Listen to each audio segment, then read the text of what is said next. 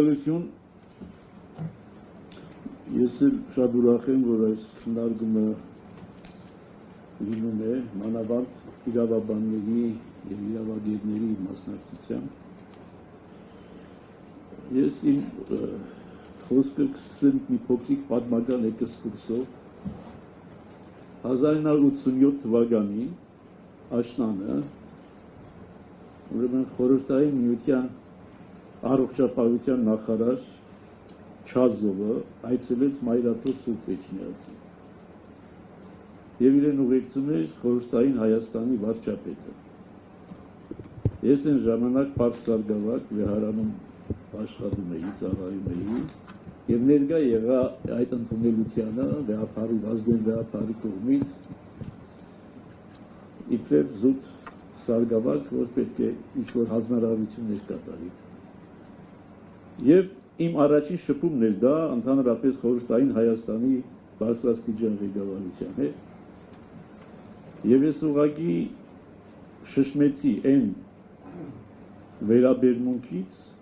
որ ցուցաբերեց խորհրդային Հայաստանի կոմունիստ վարչապետ Ֆադեյ Սարգսյանը, որ տիական խոնարհումով, թեև տարիքային էլ մեծ տարբերություն, շատ մեծ տարբերություն չէր, որ տիական խոնարհումով, ամենայն հարգանքով բոլոր այդ բոլշևիկյան գաղափարախոսությունը մի կողմ դրած եւ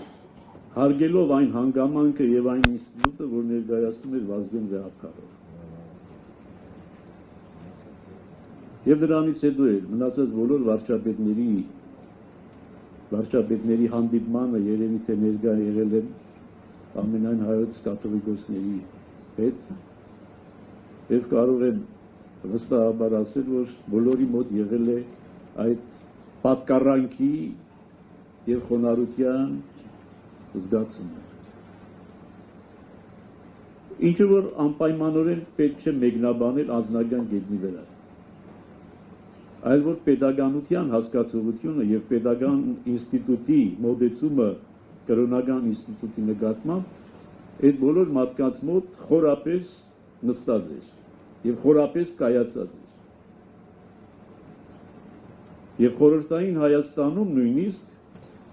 պետական ինստիտուտները շատ ավելի կարևորում էին, գոնե 70-80-ական թվականներին շատ ավելի կարևորում էին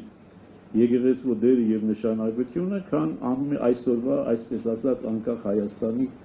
իշխանությունը։ Եվ սա է մեր մեծագույն ցավը, իբրև հոգեվորական, որ անկախ Հայաստանի պայմաններում մենք պետք է վերադառնանք 1920-ական, 30-ական թվականների ժամանակներ, երբ որ մասսայական հարձակումներ էին տեղի ունենում հայ եկեղեցու եւ հայ եկեղեցականության նկատմամբ, ինչը որ կարող է թույլատնել եկեղեցին, բայց ավելի ողբերգական հետևանքներ է ունենալու պետության եւ պետականության վրա։ Եվ ես այնքան մտահոգված չեմ այդ հարձակումներից իբրև եկեղեցական, որքան մտահոգված եմ այդ հարձակումներից իբրև Հայաստանի Հանրապետության լիիրավ քաղաքացի։ Ես լիիրավը միշտ շեշտում եմ, որևիցե մեկը իրավունք չունի հոգևորականին, որը միայն Հայաստանի Հանրապետության քաղաքացիություն ունի եւ ուներ հնարավորություն ուրիշ քաղաքացիություններ ունենալու եւ չի ունեցել, մնացել է միայն Հայաստանի Հանրապետության քաղաքացի, որևիցե մեկը չի կարող սահմանափակել այդ քաղաքացու իրավունքները։ Եվ մենք, եթե ընդհարման մեջ ենք նույնիսկ շագերտների մեջ պետականության հետ չէ, որ հակամարտության մեջ ենք, այլ այսօրվա իշխանության մեջ։ Եվ երբ որ ասում են մենք զբաղվում ենք քաղաքականությամբ,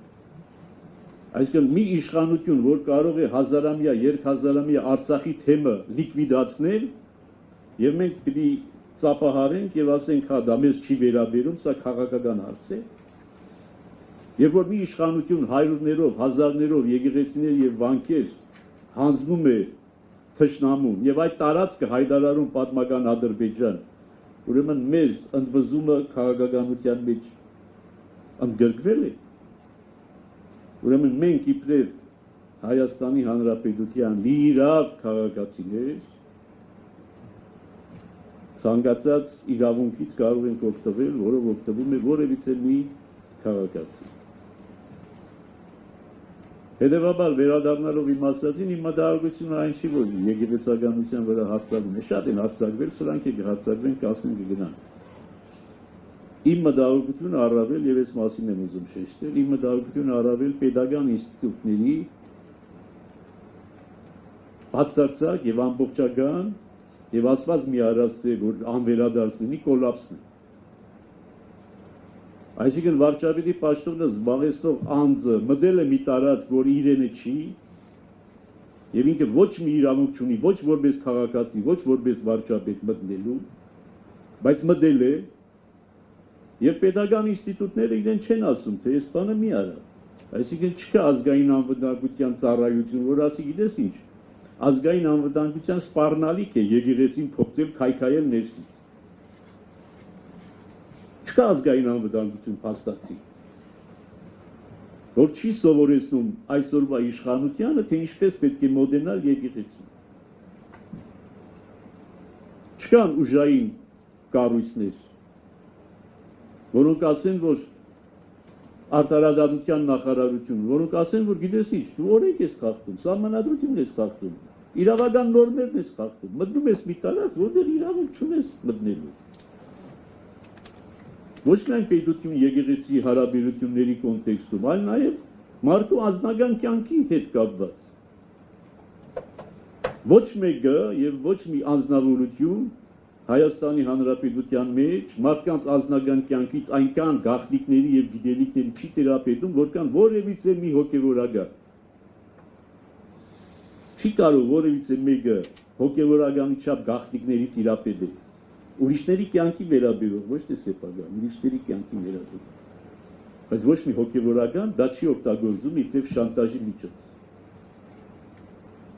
Երբեք չի սպառնում որևիցե մեկին հրաբարակելու համար որևիցե մի գաղտնիք, որը նույնիսկ խոստովանության ճանապարհով չի ստացել, ուղղակի մարդը մոտեցել է, խորհուրդ է հարցրել, ասել է, դա խոստովանություն չէ դեռ։ Որևիցե մի հոգեվորական շանտաժի չի ենթարկվում։ Իսկ այս մարդը պետական շանտաժով է զբաղված, եւ ուրեմն արտարադատության նախարարությունը չի ասում, թե պարոն, այս օրենք ես խախտում, հանցագործություն ես կատարում։ Քննչական կոմիտեները քրեական գործեր չեն հարուցում։ Առաջին տիկին համարվողը մանկապղծության մեղադրանք է ներկայացնում, անորոշ, անդել, հայ եկեղեցու հոգեվորականների նկատմամբ եւ քրեական գործ չի հարուցված, եւ քրեական գործ չի հարուցվում։ Առողջապահության նախարարությունը չի տեսնում, որ առաջին անձը, որը զբաղեցնում է դատորը, հոգեգան լուրջ խնդիրներ ունի։ Այսինքն ոչ մի ինստիտուտ չի աշխատում այս երկրում, ոչ մի կառավարական, ոչ մի պետական ինստիտուտ չի աշխատում։ Հետևաբար իմ մտահոգությունը, սա ասեմ եւ վերջացնեմ, երևի ժամանակը այո լրանում։ Պետական ինստիտուտների լիակատար կոլապսն է։ Որովհետև եթե պետական ինստիտուտները աշխատում են, վարչապետը չի կարող իրեն պահել այսպես։ Ոչ էլ առաջին տիկին կոչվածը, որ առաջին տիկին չի կարող իրեն պահել այսպես անպատասխանատու։ Որովհետև պետական մարմինները պետք է զսպեն։ Դրա համար գոյություն ունեն, որպեսզի զսպեն։ Եվ հետևաբար ես ավարտելով ասեմ, որ շատ ուրախ եմ, որ այստեղ իրավաբաններ, հաստաբաններ, իրավագետներ են հավաքված, ովքեր պետք է այս ձայնը բարձրացնեն, որ ոնց կարող է պետական ինստիտուտները, որոնք կոչված են այդ հարցերով զբաղվելու, այդ հարցերով չեն զբաղվում եւ լիակատար թողել են բախտի քմահաճույքին, թե տեսնենք, թե ամեն առավոտ ինչ-որ մի հոգեգան լուրջ խնդիրներ ունեցող անձ ինչ կգրի եւ ամբողջ ազգը կզբաղվի այդ գերազով։